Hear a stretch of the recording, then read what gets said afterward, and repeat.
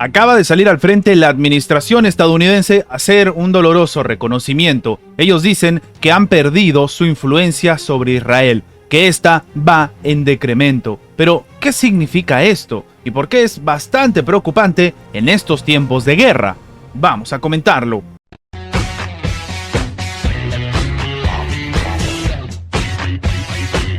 El mandatario ruso Vladimir Putin ha sido cuestionado durante una entrevista transmitida el 14 de febrero sobre, ¿cuál de las potenciales candidatos o agrupaciones que se están presentando en Estados Unidos sería beneficioso para la presidencia norteamericana y que sería pues algo preferible para Rusia? En resumen, ¿quién quiere él que gane? ¿El actual líder Joe Biden o el expresidente Donald Trump?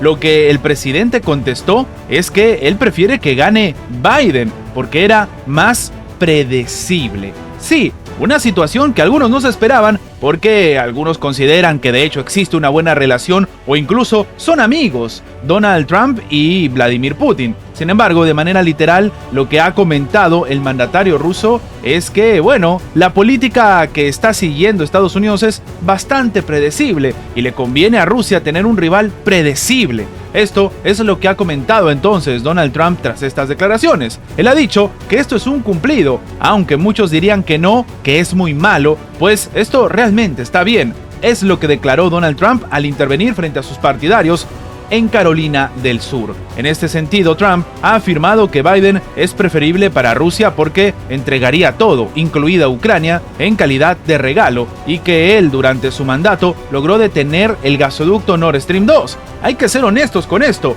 Biden terminó, o al menos lo que dice, por ejemplo, Seymour Hersh, es que se ejecutó un atentado desde la Casa Blanca contra los gasoductos. Pero claro, en este sentido, lo que es cierto es que Donald Trump ni siquiera lanzó un solo misil contra ningún gasoducto y ningún grupo armado hizo nada contra el Nord Stream 2 y este sencillamente se terminó paralizando. Incluso cuando en aquel momento quien estaba a cargo de Alemania era Angela Merkel.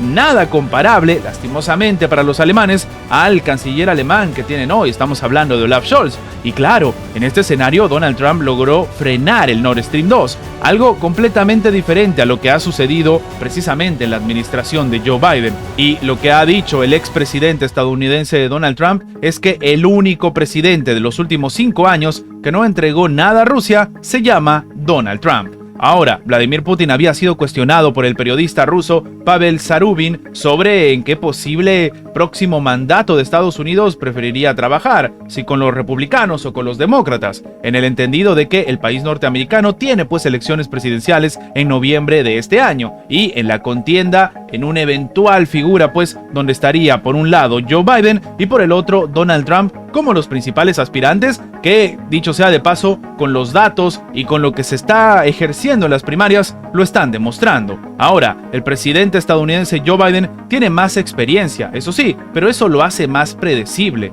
Rusia trabajará con cualquier líder estadounidense, pero prefieren a Biden. Esto es lo que ha aseverado el mandatario ruso. Además, el presidente de Rusia ha declarado que no tiene derecho a comentar sobre la salud de Biden y admitió que él no es un médico para poner duda o poder hablar al respecto. Él dice que cuando se unió con Biden en Suiza fue realmente hace unos años, 3 años, y en aquel entonces ya se hablaba de su incapacidad, pero él no ha visto nada parecido. Es decir, se está manteniendo neutral, pero algunos, a pesar de esto, consideran que en realidad la propia estrategia de Putin sería básicamente jugar a la contraria. Es decir, decirle al mundo que les conviene que voten por Biden para que salga Donald Trump. Pero ¿realmente es así?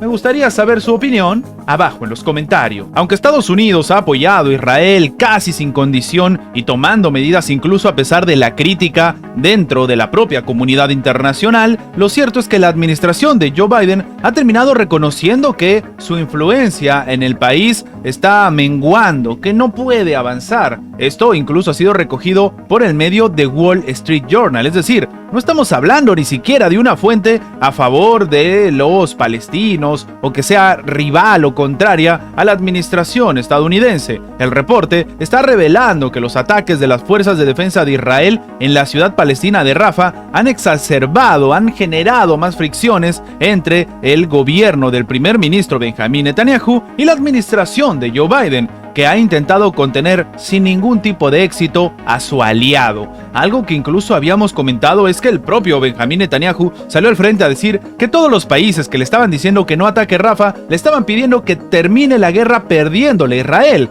Claro, básicamente estaba de manera directa criticando a Estados Unidos, estaba criticando al fin y al cabo a Joe Biden. En este sentido, lo que dice el Washington Post es que Biden está tratando ahora de trazar una línea con la operación militar propuesta por Israel a Rafah, donde residen actualmente más de 1,5 millones de palestinos, y muchos de ellos son desplazados. Esto publica el diario estadounidense en base pues a los testimonios de altos funcionarios de Washington que no están autorizados a hablar sobre este tema y que mantienen esta situación de anonimato, algo que es bastante común dentro de la sociedad estadounidense. En contraste, Netanyahu ha prometido seguir adelante con sus planes, afirmando que Tel Aviv va a montar una operación poderosa en la ciudad y que en este caso debemos entender, y lo hemos comentado en algunos videos anteriores, es frontera con Egipto, y esto genera todavía más tensiones, y en este caso dice que se va a permitir desalojar a los residentes, aunque a pesar de todo esto también hemos comentado cómo se han ejecutado ataques sobre Rafah sin sacar a ningún tipo de civiles y que de hecho se está cobrando la vida de inocentes.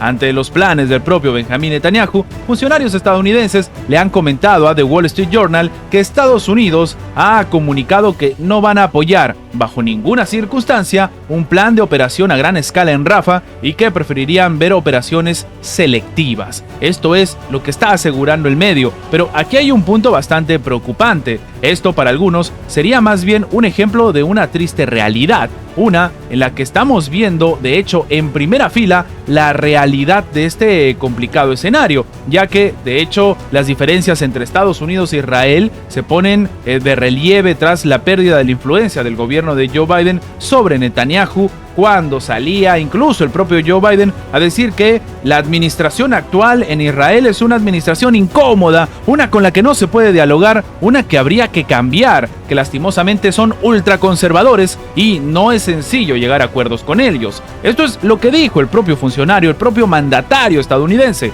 Claro, Netanyahu no respondió a este tipo de declaraciones, pero lo está haciendo no de manera de expresarlo a la prensa, sino con sus acciones, e incluso a pesar de la crítica ya no solamente de Estados Unidos, sino de Europa, de la comunidad internacional, y a pesar de que ahora tiene un conflicto directo con la propia Organización de las Naciones Unidas. El gobierno venezolano ha suspendido la Oficina Técnica de Asesoría del Alto Comisionado para las Naciones Unidas para los Derechos Humanos en Caracas por considerar que el organismo tiene una actitud abusiva sobre sus asuntos internos en este país y ha pedido al personal que abandonen el país en las siguientes 72 horas. Así como lo escuchan. De hecho, lo que se comenta en un comunicado es que la República Bolivariana de Venezuela anuncia su decisión de suspender las actividades de manera directa de la Oficina Técnica de Asesoría del Alto Comisionado de las Naciones Unidas para los Derechos Humanos en Venezuela y realizar una revisión integral de los términos de cooperación técnica descritos en la Carta del Entendimiento firmado con dicha oficina en los próximos 30 días, razón por la cual le ha solicitado al personal adscrito a esta oficina que abandone el país en las próximas 72 horas, hasta tanto rectifique públicamente ante la comunidad su actitud colonialista, abusiva y vulneradora de la Carta de las Naciones Unidas. Es lo que ha destacado el canciller Iván Gil en declaraciones a los periodistas. Ahora, la decisión del gobierno se produce luego de que el alto comisionado de las Naciones Unidas para los Derechos Humanos, Volker Turk, había expresado su preocupación y calificara como una desaparición forzada por la detención de la presidenta de la ONG Control Ciudadano, Rocío San Miguel, por presuntos vínculos con el intento de magnicidio contra el presidente Nicolás Maduro. Al respecto, el canciller ha manifestado que la decisión fue tomada debido a la parcialidad de la institución. Lo que está comentando Venezuela al menos es que lejos de mostrarse como un ente imparcial, está llevando todo a convertirse en el buffet particular de los grupos golpistas y, en este caso, que buscan permanentemente ir contra el país. Una respuesta bastante preocupante que también demuestra este escenario de tensión que se vive no solamente de Venezuela ahora con la ONU, sino en general con los países de Occidente. Recordemos que incluso dentro de la administración de Joe Biden se propuso rebajar las sanciones a Venezuela, tomando en cuenta que se vienen elecciones, pero aparentemente van a retroceder en este tipo de intentar sacar las sanciones como una consecuencia de que, oye, se den bien las elecciones en Venezuela, o al menos desde la perspectiva obviamente de los estadounidenses. De hecho, también hemos comentado que se está retirando el principal encargado de estas negociaciones entre Venezuela con Estados Unidos. Ahora, en este memorando de entendimiento firmado por las partes, se establecía, por ejemplo, el marco para las discusiones y cooperación en el futuro y permitía una presencia continua en el país de un equipo de oficiales de derechos humanos de la ONU. En ese sentido, lo que está diciendo ahora Venezuela es que la oficina contaba con 13 funcionarios a los que el gobierno les brindó la mayor cooperación sin ningún tipo de restricción. Asimismo, ha señalado que se trata de una decisión administrativa y que el gobierno mantiene su compromiso en materia de derechos humanos, pero que en este caso estaría, según dicen ellos, trabajándose ciertas estrategias de tintes geopolíticos dentro de la Organización de las Naciones Unidas. Una acusación que no es nueva, pero que también demuestra el tenso escenario que se vive entre Estados Unidos y Venezuela. Antes de terminar, los invitamos a que se hagan miembros del canal para que, además de tener acceso a la pestaña de comunidad donde publicamos muy a nuestro estilo las diferentes situaciones que suceden en la geopolítica actual con diferentes artículos y, como siempre, sin seguir ninguna agenda como hacen algunos medios tradicionales, también van a tener acceso previo a poder ver los videos antes de su publicación en las horas normales, en una forma de agradecerles a todos los que hacen posible el mantenimiento de este proyecto. De nuevo, por solamente $1.99 tienen estas ventajas en forma de agradecimiento por apoyar a mantener este proyecto. Sin más que agregar, nos vemos en la próxima.